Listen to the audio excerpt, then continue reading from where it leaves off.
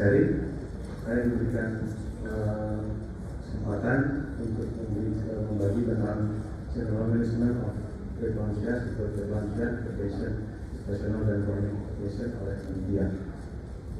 Sebagai outline dari sini kita akan mulai nanti dari chronic hipertensi. Introduksi yang bisa saya sampaikan pada pagi hari ini mungkin hipertensi adalah most common medical disorder. Sekitar 5-10% terlibat pada seluruh kehamilan. Sedikit data dari internal statistik di Rumah Sakit Suwandi, 3 tahun terakhir itu meningkat jumlahnya antara sampai 10-13%, lalu dalam persaingan juga cenderung meningkat, dan untuk angka kematian penyumbang kematian pada tempat kami itu berkisar antara 22-5% diakibatkan oleh hipertensi dalam kehamilan. Oleh karena long term outcome dari preeclampsia diakibatkan komplikasi pada ibu dan janin pada jangka panjang, baik pada ibu kardiovaskuler maupun hypertension dan reaksi pada kardiovaskuler. Demikian juga pada janin akan pada inkubasi lanjutannya menyebabkan kardiovaskuler event. Kita sebagai pemberi prenatal care selalu memberikan acuan yang baik, prevention, diagnosis, management sampai treatment. Dan memang sudah disebutkan dalam beberapa jurnal bahwa women without prenatal care may present with more advanced disease. Jadi memang prenatal care harus disepakati bersama-sama, dan diagnosis yang tepat dan optimum manajemen hipertensi disorders of pregnancy ini dapat meningkatkan pencegahan dari long term morbidity. Karena itu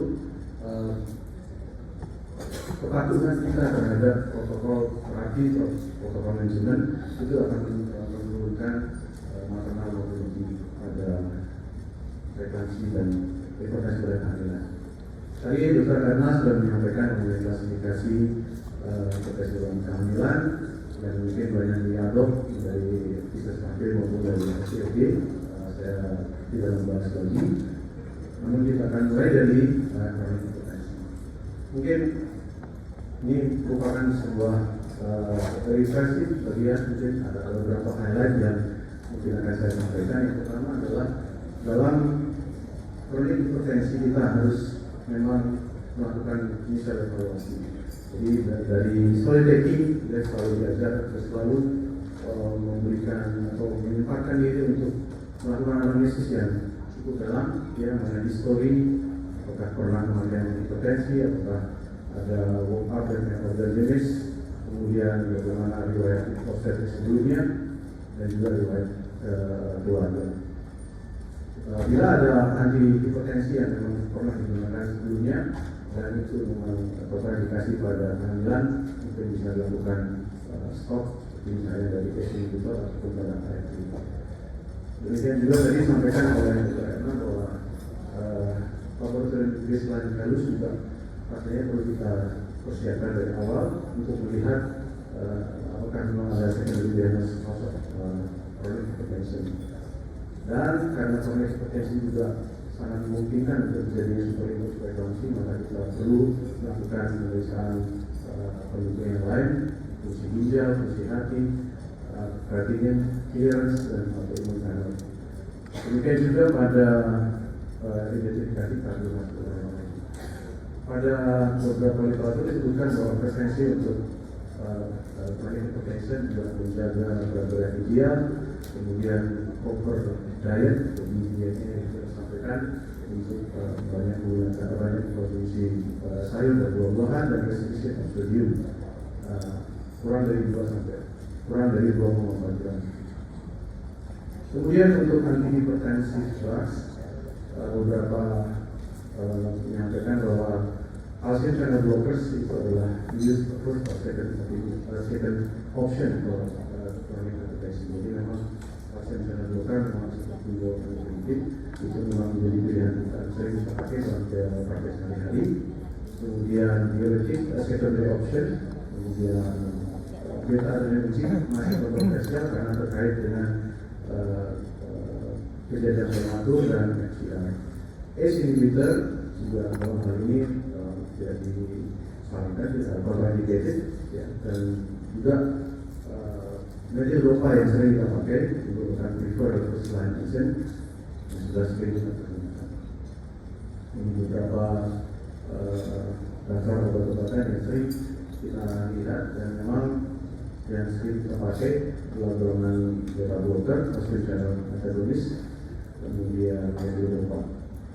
Rasanya yang hari-hari kita kerjakan pada umumnya kita dapatkan kita pakai adalah muscle channel blocker dan media dopa.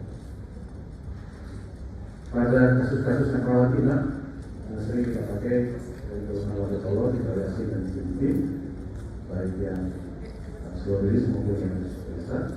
Nah, pada pasien-pasien yang outpatient atau pasien-pasien klinik yang kita tangani, ada beberapa dosis yang sering kita pakai, distributif dan beberapa khususnya yang sering kita pakai. Dan memang menariknya adalah bahwa monitoring blood pressure dari pasien setiap hari itu ternyata membantu dalam hal mengontrol dan kualifikasi. Dalam hal ini disebut dalam beberapa jurnal sebagai home blood pressure monitoring. Ini saya ambil dari ISHB bahwa dosis yang kita sering pakai dalam praktek sehari-hari itu adalah mifepristone dan mifepristone dalam bentuk yang biasa pakai 3 kali sekali 10 itu misalnya 10 mg, maupun pada mifepristone yang slow release pada kita bisa pakai pada dosis yang awal. Namun bila dosis tersebut tidak bisa atau tidak memberikan respon yang baik, kita bisa meningkatkan dosisnya. Misalnya pada mifepristone bisa kita berikan 2 sampai 3 kali 20 mg sehari, atau pada yang dosis pada jenis mifepristone yang slow release kita bisa memberikan 2 kali 30 mg sampai 60 mg seperti ini. Pada ISHB, bila kita memerlukan peningkatan dosis, tidak disarankan untuk mencapai atau memberikan dosis yang maksimum. Kita biasanya akan memberikan kombinasi, ya, kita akan kombinasikan kembali dengan jenis antihipertensi lain. Kemudian untuk aspirin, bagaimana kan penggunaan aspirin dari hipertensi kronis?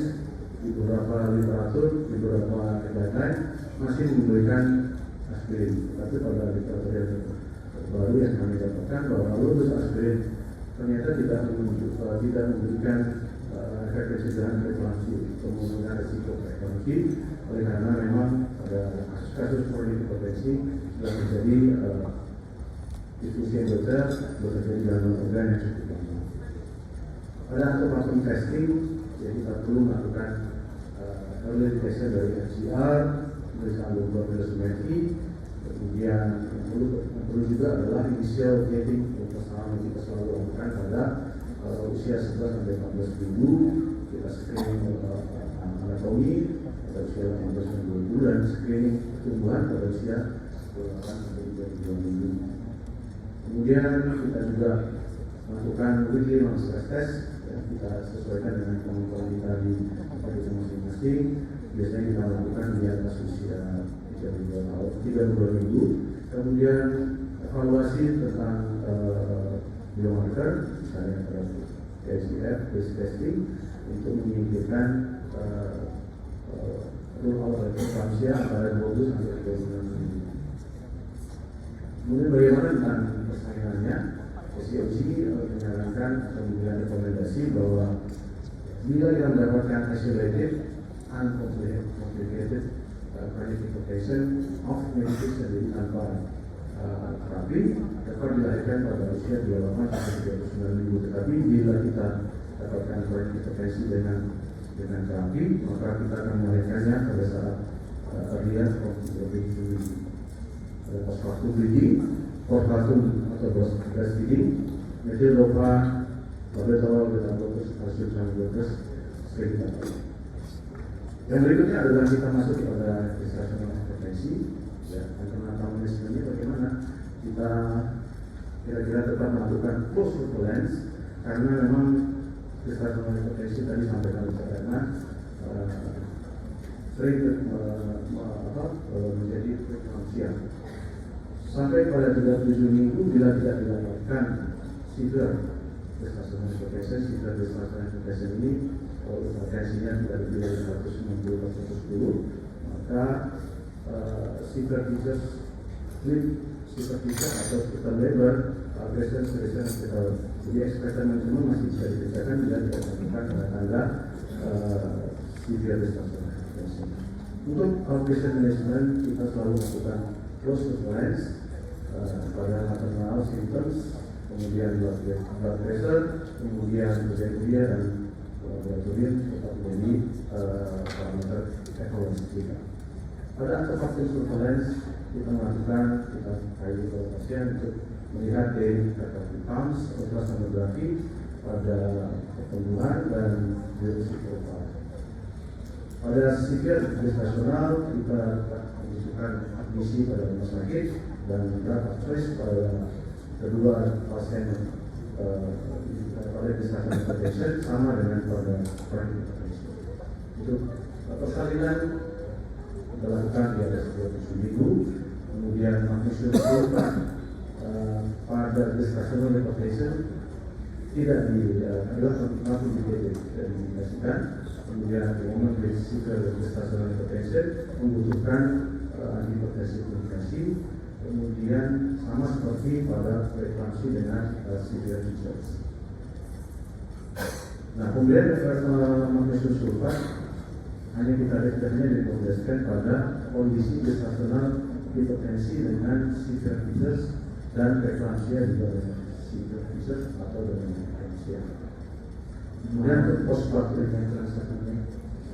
postpartum management diberikan pada antara 72 sampai 72 jam dan 10 hari.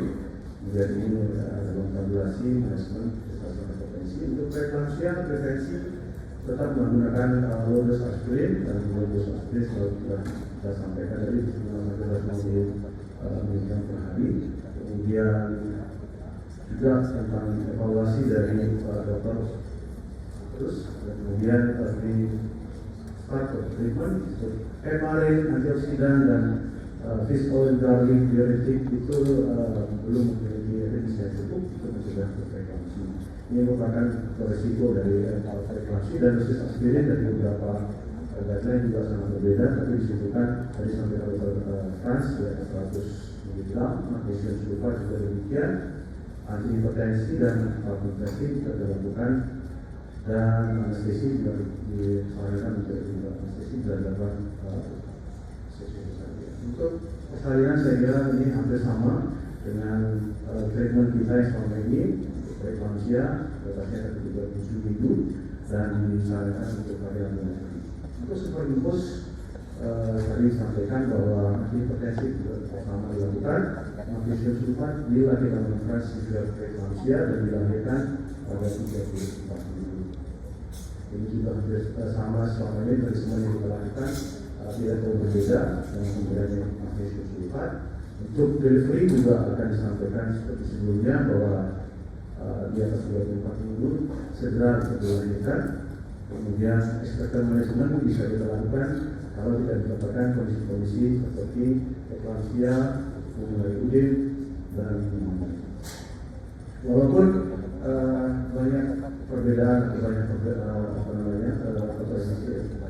maka kita tetap melakukan beberapa integrating manajemen untuk hipertensi disorder, mulai dari preeklamsi, antepartum dan juga postpartum. Jadi misalnya dengan melibatkan sejawat yang lain yang bisa menjadi tim untuk kita menurunkan atau mencegah terjadinya komplikasi lebih lanjut dari hipertensi. Jadi yang bisa saya sampaikan.